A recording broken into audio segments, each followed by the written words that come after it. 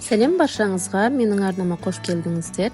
Бүгін сіздермен жұмсақ болып шығатын үлкен жиындарға жасалынатын осындай үлкен көлемді балды тортты жасайтын боламыз. Менімен бірге видеоның соңына дейін қарап, осы тортты жасап көріңіздер. Өте дәмді, жұмсақ болып шығады. Видеоның соңына дейін қараңыздар. Егер сіздерге қызық болса, менің арнама тіркеліп, қоңырауша белгісін басып кетуді ұмытпаңыздар. Менің арнамда тағы да басқа қызықты рецепттер бар. Ең алдымен торттың кремін жасап аламыз. Заварной крем жасайтын боламыз. Жұмыртқаға қант салып араластырып аламыз. Сосын ұнды салып араластырамыз. Бұл бізде сүтті салған кезде комок болып қалмау үшін. Сосын сүтті аз-аздан салып, тағы да араластырамыз. Асты қалыңдау ыдысқа салып, баяу отта қою крем болғанша араластырып пісіріп алатын боламыз. Тоқтаусыз араластырып тұрамыз. Пісіріп жатқан кезде асты алып қалмауы керек.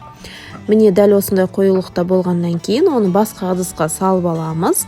Сары майды салып, осылай араластырып, суығанша қалдырамыз. Енді қамырды бастаймыз. Табаға қант пен балды салып, баяу отта тоқтаусыз араластырып тұрамыз. Қанты осылай толықтай еріп кеткеннен кейін үстіне сары майды салып, араластырып ертіп аламыз. Толықтай барлығы еріп шыққаннан кейін үстіне ас содасын салып араластырамыз. Ол дәл осылай көпіріп шығады. Тоқтаусыз түсі қызғыштау түске кіргенше араластырып тұратын боламыз. Қандай түсте болуы өз қалауларыңызша, дәл осылай араластырып тұрып түсіні көресіздер. Сосын астын өшіріп, кішкене жылы болғанша қалдырамыз. Бөлек ыдыста жұмыртқаларды шағамыз. 6 жұмыртқа қолданамыз біз. Жұмыртқаларды салып, венчикпен не болмаса, миксердің көмегімен араластырып аламыз. Мен жай ғана венчикпен осылай араластырып алдым. Жақсылап араластырып аламыз. Сосын жылып тұрған біздің балды массамызды осы жұмыртқаның үстіне саламыз. Қатты ыстық болмау керек, қыздар. Өйткені қатты ыстық болса, жұмыртқа пісіп қалуы мүмкін. Сондықтан кішкене жылы болғаннан кейін салып, жақсылап араластырамыз. Сосын үстіне ұнды аз-аздан салып, венчикпен дәл осылай араластырамыз. Барлығын бірден салып жібермейміз. Дәл осылай аз-аздан салып, өзімізге керекті қоюлықтағы масса дайын болғанша араластырып аламыз. Біз қатты қамыр елемейміз, қою масса дайын болуы қажет бізде. Міне дәл осындай қоюлықтағы масса дайын болды. Енді біздің пештің листіне сапалы пергамент қағазын салып, аз-аздан біздің массамызды салып, жұқалап жайып шығамыз. Бізде 4 корж шығады дәл осы массадан. Дәл осы видеода көріп тұрғандарыңыздай жұқалап жайып шығамыз. 180 градуста қызып тұрған пеште 5 минут уақыттан пісіріп алатын боламыз. Әрбір коржды өте тез-тез пісіп шығады, қарап тұрамыз. Менде пергамент қағазы Покландікі. Дәл осы пергамент қағазымен жасайтын болсаңыздар, мүлдем асты жабыспайтын болады. Міне дәл осылай пісіп шығады, бірден пергамент қағазынан ажыратып алатын боламыз.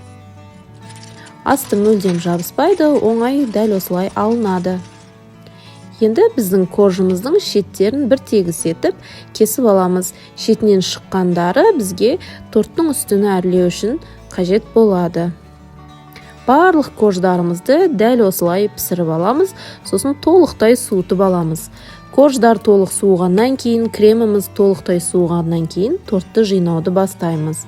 Дәл осылай кремдерін жағып шығамыз. Мен кремнің барлығын көз мөлшерімнен жағып шықтым. Ал сіздер барлық кремді 4 бөлікке бөліп алып, бірдей етіп жақсаңыздар болады. Барлығын жағып шығамыз. Сосын корждардың шетінен шыққан бөліктерін езіп майдалап аламыз. Торттың үстіні сол крошкамен қаптап шығатын боламыз.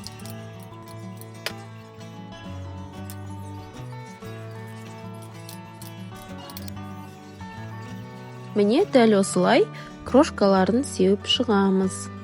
Үстіне жан-жақтарына барлық жеріне осы крошканы сеуіп шығатын боламыз. Тағы да өз қалауларыңызша үстіні жеміс жидектермен әсемдеп қойсаңыздар болады. Сосын біздің дайын тортымызды 4-5 сағатқа не болмаса бір түнге бетін жауып қалдырамыз. Сонда кремдері кожаға сіңіп өте жұмсақ болып шығатын болады. Сосын дастарханға тартсаңыздар болады. Өте дәмді, хош иісті біздің жұмсақ балды тортымыз дайын. Міне кескен кезде дәл осылай оңай кесіледі, жұмсақ, дәмді болып шығады. Дәл осы рецептпен жасап көріңіздер, сіздерге ұнайды деп ойлаймын. Видеоның соңына дейін қарағандарыңызға рахмет. Менің арнама тіркеліп, лайк басып кетуді ұмытпаңыздар.